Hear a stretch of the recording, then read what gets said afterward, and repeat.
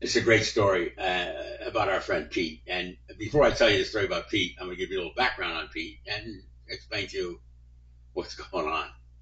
The Handkerchiefs closed in 1985, and Joe Marie and Ricky Yazzo took the place over again in 1989. I think it was 89.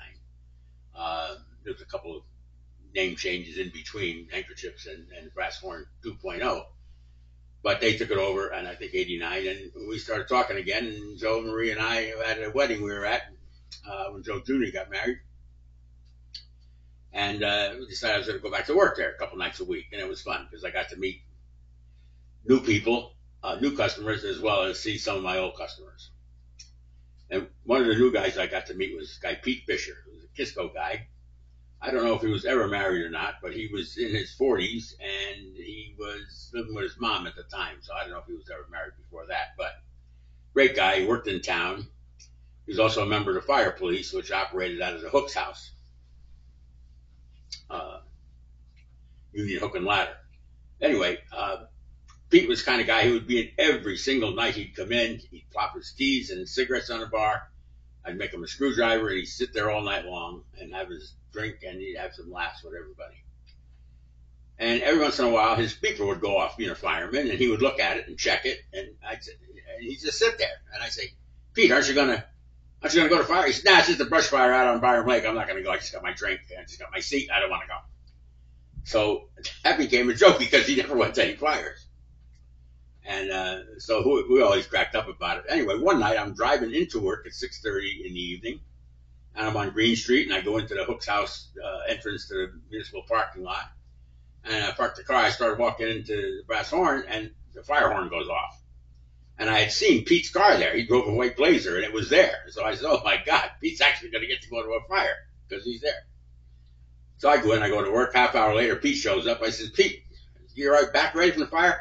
No, I didn't go. I said, what do you mean you didn't go? I saw your car there. I know you were inside the building. How could you not go? He said, I was in the bathroom. I missed the truck. So anyway, that's the kind of guy Pete was. About a year later, he's sitting there having a drink one night, and the horn goes off. His beeper goes off. He looks at it. He says, Hank, watch my drink. I'll be right back. I said, where are you going? He said, I'm going to go to a fire. I said, you're actually going to a fire? Yeah, he says, it's my house. So he ran out of there not knowing, but the address was his house. But what it was a dumpster fire outside the apartment building where him and his mom lived. So we never let him hear the end of that. But anyway, so that brings me to this picture that we're looking at here. Fast forward a year or two after that, it's New Year's Eve, and Pete's at the bar, and he said, Hank, I'm making a New Year's resolution. So I said, yeah, what's that, Pete? He says, I'm not going to drink anymore, and I'm not going to smoke anymore. After midnight tonight, I quit drinking, and I quit smoking. I said, come on, Pete. I said, that's a hell of an adventure. I said, I don't know if can you handle that? Can you, not drinking and smoking for quitting them both all at the same time? He said, yeah, I got to do it. I says, well, I'll tell you what.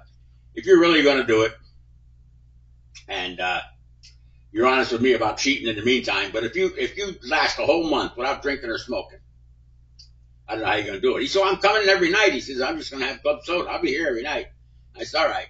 But if you last a whole month of January without drinking or smoking, I will work on a Saturday night in February behind this bar dressed up as a Chippendale dancer. So naturally, I said that, and everybody laughed, but it became a thing. So he kind of called my bluff.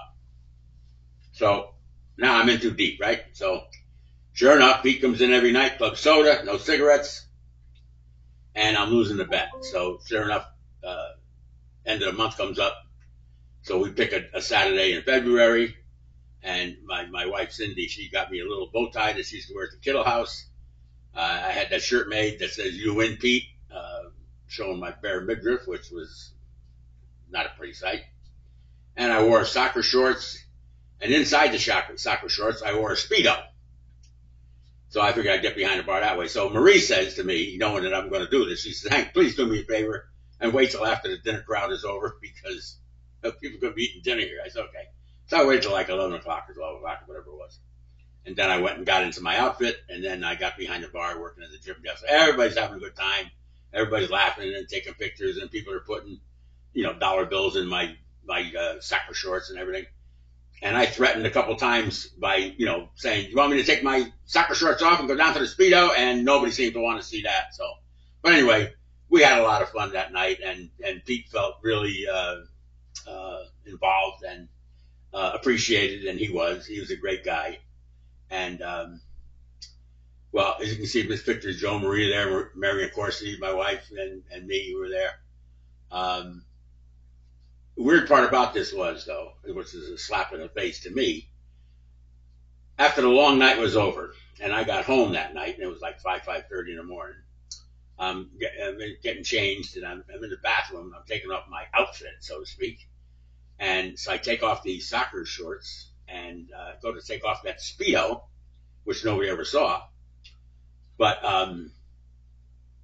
as I'm taking it off, I hear a noise. Something hit the floor, and I had taken all the dollar bills out, and there was no fives and no tens, but there was dollar bills in there. But as I'm taking the Speedo off, I hear something hit the floor, and I look down, and it was a quarter. Well, that was pretty deflating. So yeah, keep the change. But what a great night.